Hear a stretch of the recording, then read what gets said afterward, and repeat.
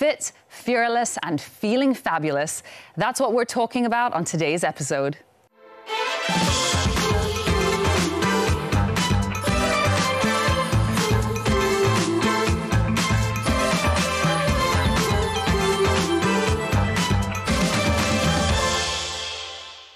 Hi everyone, this is Women Talk, where we talk about all kinds of topics that should matter. I'm Deborah.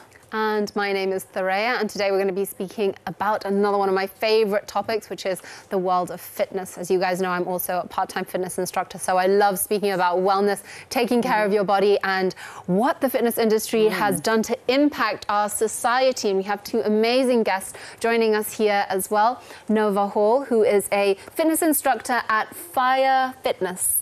Correct. Welcome. Thank you so much for being here with us. Thank you for having me. And we have Anita Wu. You are a news anchor. So now you're sitting in the interviewee seat. And you're also, I have to say this, Southeast Asia's first female horseback archery medalist. Like many of you at home probably didn't even know that was a thing. Nope. It is a thing. So not only do you ride, the challenge of having to ride a horse, but then you're like shooting bows and arrows. It's so difficult. Yeah. How did that, thank you for being here. I mean, how is that, how did you even get into such a sport? So Deborah, Thoraya, what's ironic is where most people in the sport started off being born on a saddle. I was one of the fewer people who fell in love with archery first, and grand archery and traditional archery, following a lineage of teaching. And then I realized, oh, people do this off of horseback too. Oh, and they've done it for centuries. And they did it as a military sport, actually, as a military practice. And I just thought, do you know what? There's a competition where people from all over the world are doing this. I want to do that. And so I took a sabbatical, and I was already a casual rider, and I just decided, okay, I'm going to train and train and train until I can get the two together. My goodness, I mean, what does that entail to be able to aim and then shoot while on horseback? Is it all about balance? Is it core?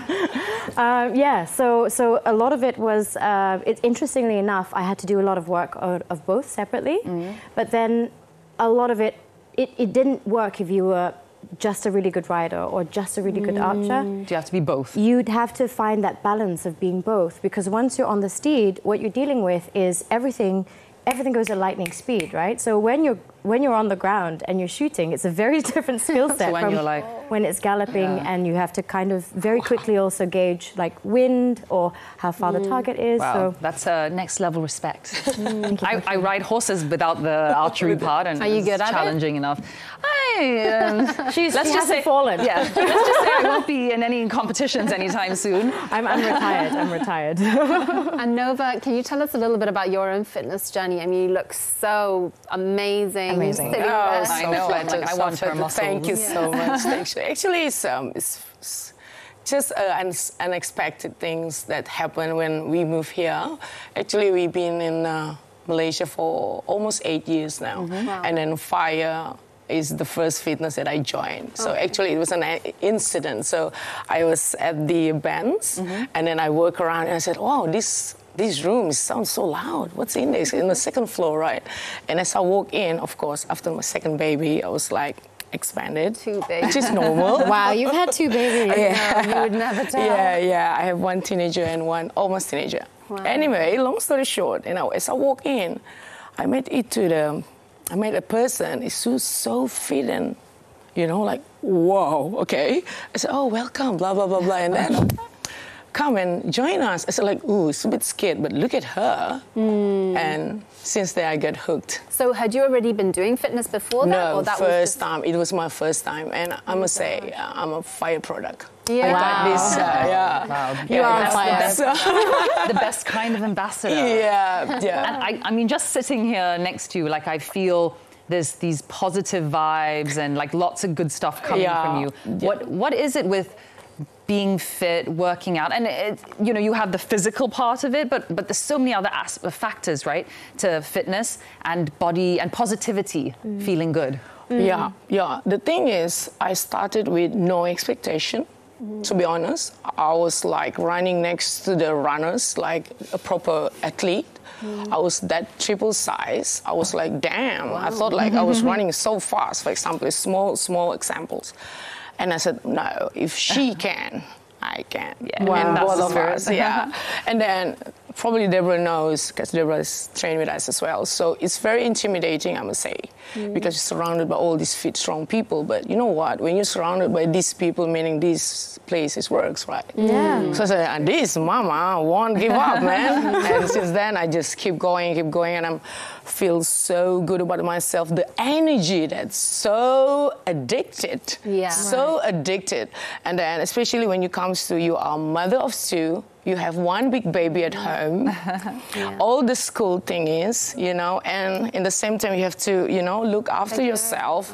Mommy duties, it's a lot. But as I joined FIRE, I feel like everything, it's not feeling easy, but just feeling lighter. Like I feel so relaxed. That's a good feeling. Yeah, everything's like so positive and like, okay, it's not you, not me. Okay, move on. I mean, I think one of the most underrated things about fitness is actually the mindset change, how you feel afterwards. Absolutely. Because we focus a lot on just and I just keep going and going things, and like, yes. But we don't actually look that much into how it actually affects the way that we think, the way that we behave. Anita, tell us a little bit about your own journey when you were in sports and what physical appearance meant to you. Yeah. It's actually quite interesting because at that time, you know, because the topic is about physique and is that all that matters in sport, right? So I think it's interesting that we have this combination because the sport of horseback archery involves the strength of the steed as well. So why I loved the sport was because women and men were on the same level competitive playing field. That's an interesting one. Because at the end of the day, it's your steed that and your balance as a horseback archer that determines, you know, it's how sharp are you as a rider off of and balancing that off of a horse versus brute strength. Right? So that's what I really loved about it. So in that sense, I would say that I was less fit in the sense of like I had a bit more meat around me, maybe you could call it baby fat. And I have no shame around it. You can Google it. You're like, that's her. That was me. Well, you look amazing right now. We're going to talk a little bit more about sports, and we're going to talk about the importance of having coaches and trainers and what having a mentor when it comes to the fitness industry and sports industry means. And we'll come back and talk about that after the break.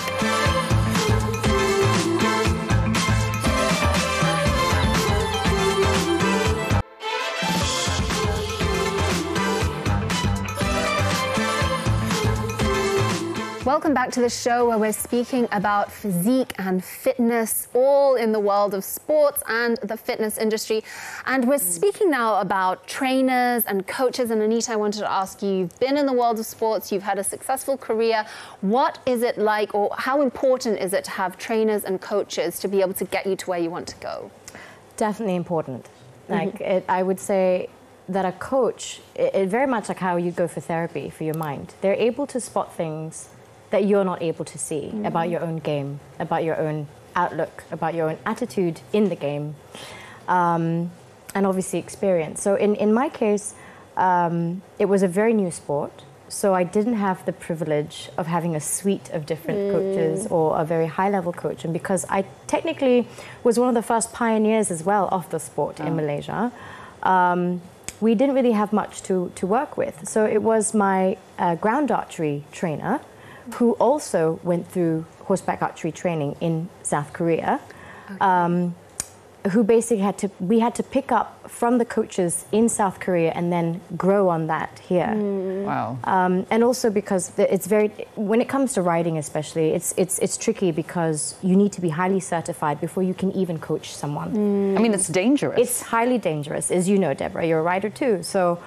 I would not be qualified to teach somebody horseback archery per se if they weren't already riders, because I'm not qualified. So in that sense, having a coach who knows exactly where, you know, it's so key, because that's exactly how it is. And on the mental part as well, it's about game mindset.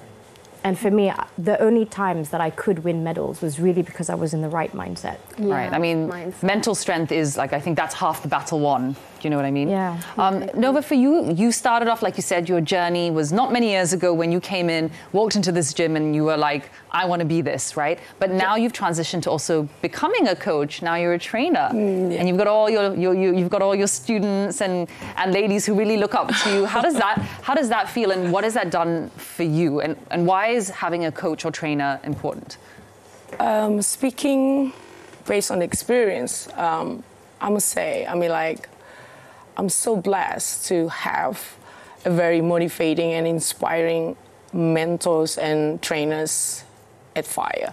Like, personally, I experienced a lot, and I just kept going back into the fitness like you can't believe. I spent 8 months. I got my transformation in 8 months. Wow. Full on to six pack and all full muscle from mothers. Okay, so Love it. So it's not about the why you ask. You ask Nova why you keep coming back. That's the point. Why are you keep coming back? Because all these companies are making money from the client that don't come to the fitness, right? Yeah. You keep swiping your credit card, but you don't go.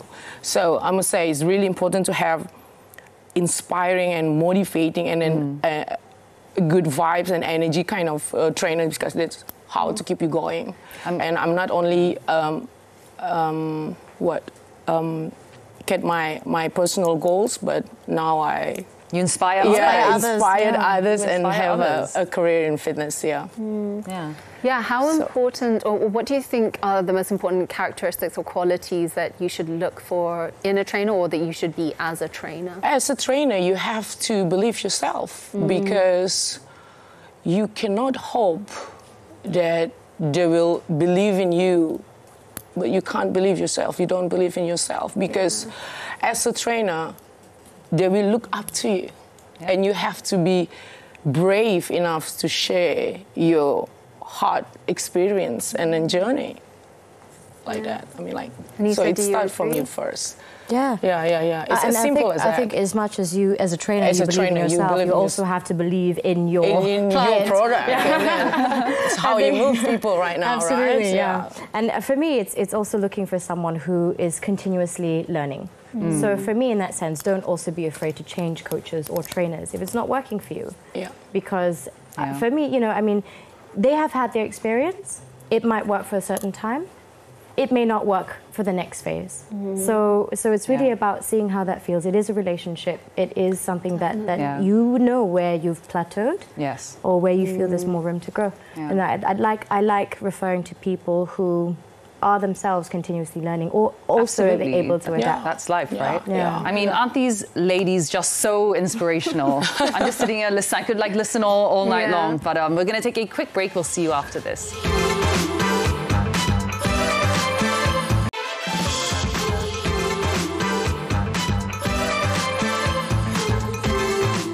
Welcome back to the show, where we are speaking about fitness and physique, and we're going to talk a little bit about what the image when it comes to fitness, how important that is, and what it really means. Nova, I want to come over to you and just ask you, your body has obviously transformed over this last 8 years that you've been in the fitness industry. How has that affected people, and how do people react to you? Because I know when women are a little bit more muscular, there's always a different opinions that people have. How is that?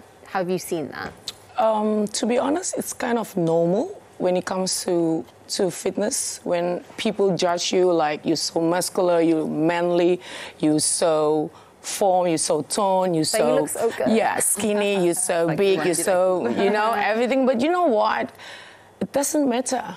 It's all about how you feel about yourself. 200%. Yeah. Yes, I have a lot, believe me, I have a lot of feedback on sometimes they come to me and they say, oh my God, you look like a man. But I love your muscle, I love your arms, I love your abs, blah, blah, blah, blah. But you know what? You just be yourself, because it's nothing more important than how you feel about it. Absolutely. Yeah, because to me, it's how you define yourself. It's not about physique. It's not about the body type. It's more about the energy that you bring into the crowd, into the family, among your friends, everything. 100%. Yes. And then I keep telling the energies is the key, is the king. What about you, Anita? I can imagine transitioning, because you've retired now, right? Yeah. So transitioning from competition and winning to then back to normal life, as if I could term it that. It changes you, right? Because your psyche shifts. And did you have a confidence shift? And No. did you have to compensate? So the funny thing is, I knew that at the time that I had to leave the sport was really because of my injuries. Oh. And so I got into a pretty bad fall, and that was when I thought, and I lost sensation in my right side. Oh, wow. Yeah, I could move it, but I lost sensation. That's serious. Yeah. Have you gotten it back? Yeah, it took a while, and it's still not 100% the same. Wow. So there's more sensitivity. This is normal sensitivity. It's not. Wow. But I mean, and everyone has injury, right? Yeah. And I think at the time, because there was no money in the sport, I didn't have access to the physios and I just thought, being in my 20s, I'll be fine. Yeah. Some years down the line. Fast forward a few years. I should have. But, on that note, I think what I wanted to Yeah. say and pick up on Nova's point earlier was this concept of femininity and how we feel about that and how a physique can be so different. So for me, in terms of confidence, I think I knew that I had given my level best at the time. Yeah. I'd started the sport, I'd made the history. I was kind of a trailblazer. There were other women coming into the fold and they were picking it up, and I was happy amazing. to pass the baton. Yeah. And I said, okay, this is how far I've come. I mean, I started everything right down to like designing my costume and trying to make it as close to historical garb as possible. And once you've set that bar, I was kind of like, okay, now it's time to move on to different phases of my life. And so, of course, I miss it. It's a high, right? Every time Yes. and I think I'm not fully retired in the sense that I'll come and pick it back up again, but in another, at my own leisure, without needing to train all the time or, that pressure of hitting competitions and medals. In your particular sport, was your physical appearance something that was pressured on you a lot, or it wasn't really that relevant? I was younger, and I wish that, with the generation that is out there now, there's so much pressure on how you look because that's all we see, right? Yeah. But I know some super strong women who have a bit of flab or meat, but they're so strong at the core, or women who look so feeble and they're so strong. And it's just, it really is not about the physique. And in my sport especially, that was proof of it, because I was competing against men who were twice my size, burly, but maybe less agile, maybe just, and it's really about skill set, and at the end of the day, it is how you feel about yourself. Yeah. And I think it comes to a point where if body image in sports, with professional sports people, it can come to a deteriorating point, because unfortunately, even for some sports, you're weighed. Yeah. Gymnastics. There are a lot of sports where it can be quite cutthroat. But do you think we have enough female role models in Malaysia for younger Malaysian women to look up to in sport? I think it's growing. We've got Nicole David, we've got Panalila Rinong, and the list keeps going with our badminton players as well. It's growing, definitely. And I think what's actually great about Malaysia is the fact that we do give support. Gender is not so much a thing. No. It isn't. Yeah. And Datuk Nicole will also testify to that. She said, really, like... And Farah Ann, I believe. And Farah Ann as well, of course, So in that sense, I think We're very lucky. We're very lucky in Malaysia that it's, women have so many opportunities as well. And really, I feel like the fitness industry in general, everything to do with health, wellness, nutrition, fitness is growing. Every year it's expanding more and more, and people are becoming more aware of themselves, their bodies, their mindset. Because a part of fitness is really like the mental clarity that you get as well, your ability to be able to do things outside of the gym or the studio. You are growing all the time. Did you notice this change, especially having 2 children? Yes, absolutely. It's helped a lot, like mentally, not only physically, but mentally. So I always say, like in the class, you not only come here to like train physically, but mentally, that's the most important, Yeah, and I was actually saying to Nova earlier before we started filming the show that for me, since I was in school, I was really into sports, and fitness then became such an integral part of my life. It wasn't just like, oh, I have to go to the gym or do this. It wasn't a chore, but it made me feel great from inside out. And it's a stress reliever. It gives you the happy hormones. Absolutely. And it just makes you feel great. Feel great about yourself. Yeah, you've got to see it as like, I know a lot of people at home, they see it as perhaps like, oh, I gotta go. A chore. Work out, a chore. But actually, all it takes is actually just starting with a walk. It's as simple as that. And building those bricks, right? Yes, absolutely. I mean, I actually so often say that one of the most underrated sports is walking. And it does start from that. And when you get into it, you learn the discipline, the mental clarity. So it's so much more than you could ever imagine. So if you have not started your own fitness journey or sports journey, begin now. But thank you so much. Thank you for having me. Yeah, you guys are amazing, inspirational, and you know, we look at you, we're like, we want to be like her. I know. Same I mean, even when I was competing, I adore you guys. Look at you. You look amazing. And hopefully motivation to all of you guys watching at home. Thank you so much for joining, and we'll see you in the next episode. Keep up with us on social media. And until the next one, see ya. Bye.